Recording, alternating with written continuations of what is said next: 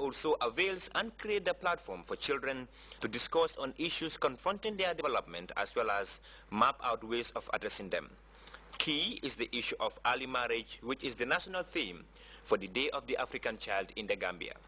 People need to understand, because one thing that is very important is about the awareness level of Gambians. We know if you talk about early marriage, they will bring up all the traditional issues. They'll try to bring in religion and a lot of other things that they will tell you are against our religion or against our culture. So one thing is that we need to raise the awareness of people so that they understand that yes, marriage is a religious injunction, but then there is nowhere even in the Quran which tells you that marriage is by force. I mean, it tells you that marriage is between two consenting adults, or that it has to be between two people who agree to marry. So for the fact that you force a child to marry simply tells you that it is non-Islamic. So that is one area. So the level of awareness needs to be there. And then another issue also, we need to have the policies and the laws that can be able to ensure that those people who are defiant and really want to give children to marry at least have a law that tries to bar them from doing that. The protection of children is key, especially if there is legislation put in place which will define the legal age for marriage to strengthen and consider the plight of children who are often lured into early and forced marriage. We need to see how we have a definitive minimum legal age to marriage, which is not subject to anything. I think we all have regards to the personal law. As Muslims, it's very important that we observe.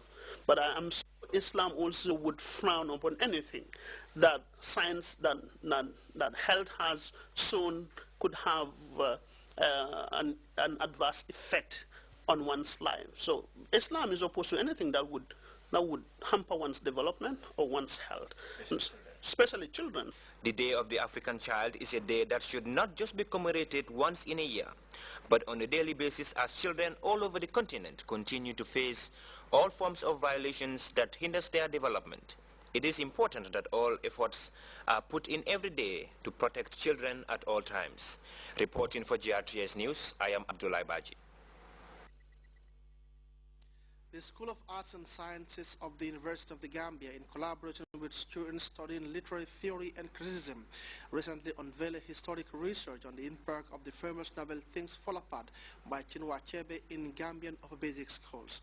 The research took the UTG students to 11 schools in the West Coast region. The findings are insightful and educative, but we'll bring you that report later.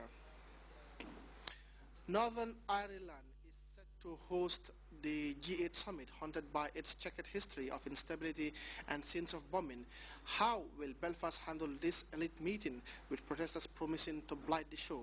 And in Iran, many are wondering whether a change in the presidency will usher in any difference. We'll be back with this and other stories right after the break.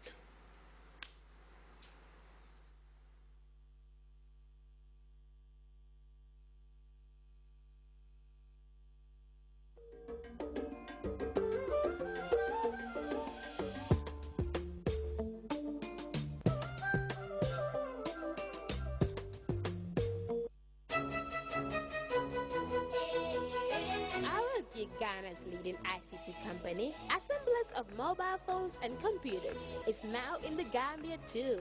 We are happy to bring our services to the people of Gambia and look forward to lasting relationship with the state and its people. Come choose from RLG's range of phones and computers and enjoy delightful after-sale service and the confidence of warranties that will keep your devices good as new. Visit RLG at 62 Caraba Avenue, Circular KSMD, opposite the Pipeline Mass, or check out rlggambia.com for more information. RLG, proudly yours. Welcome back. Many people had dismissed the Iranian election, suggesting that the vote was a foregone conclusion before the winner of the election had already been decided by the country's most powerful man, the Ayatollah. However, as we hear in this report by CNN's Reza Sayar, many questions remain unanswered as thousands jubilate Hassan Rouhani's victory.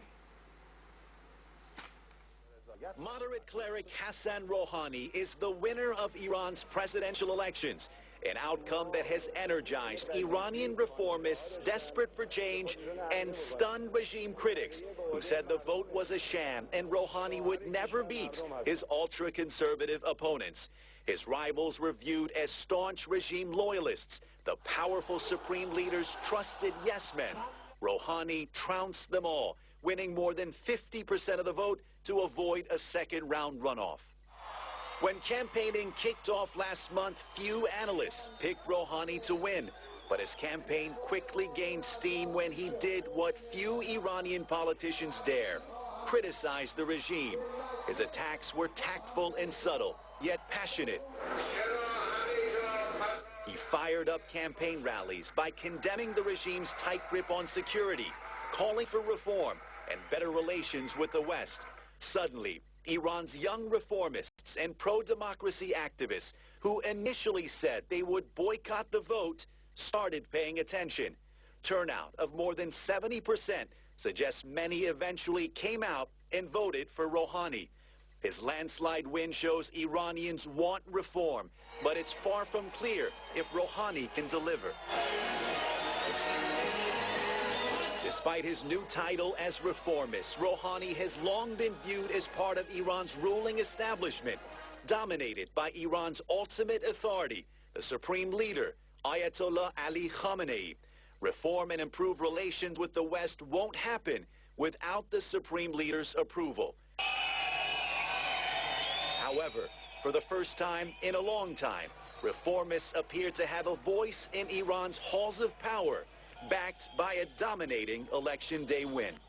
Despite the surprising outcome, many inside and outside Iran still skeptical about what this vote means and whether Rouhani will actually be able to accomplish anything. Can he impact Iran's nuclear standoff with the West? Can he fix the economy, create jobs? Reformists will want to know, will he free political prisoners, bring about social freedoms? Ultimately, these are the big issues Rouhani will be judged on, but for now, his supporters celebrating the big win. Reza Sayah, CNN, Abu Dhabi.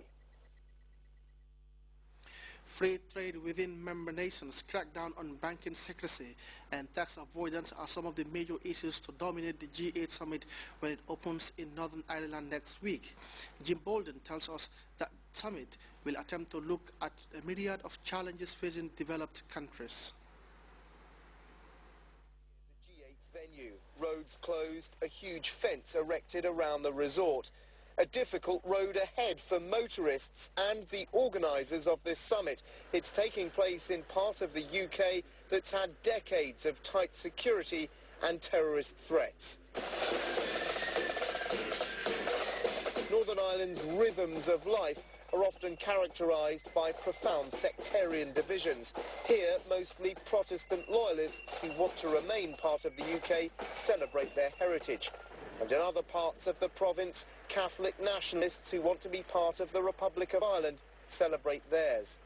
Relations between the two communities dramatically improved after a landmark peace deal in 1998 and the IRA's eventual repudiation of violence. But physical and social divisions remain. Dr. Eamon Phoenix shows me a so-called peace wall separating two communities in Belfast. We've come a long way, and in many ways the G8 is a symbol of the progress that's been made here from the violence and conflict of 30 years from the late 1960s until the Good Friday Agreement. But peace is fragile. In January, loyalists rioted after learning about new restrictions on flying the British flag over Belfast City Hall. These symbols of allegiance are still important to both communities, their hopes pinned on a brighter future. Martin McGuinness is now Deputy First Minister, showing me a new peace bridge in Londonderry. From an international perspective, this is seen as the most successful peace process in the world today. And I think that we have overcome huge obstacles in getting to where we are today. He's come a long way since he was in the IRA, which he claims he left in 1974. For men like Michael Gallagher, peace has come with immense costs. In 1998, his son Aidan was killed in the single biggest atrocity of the Troubles, a devastating bomb in Omagh, which killed 29 people, planted by dissident Republicans who still pose a threat. There's been a number of near misses, so we are very aware of the fact that there could be another Omagh. A decade ago, staging a World Summit in Northern Ireland would have been unthinkable. Now it's a sign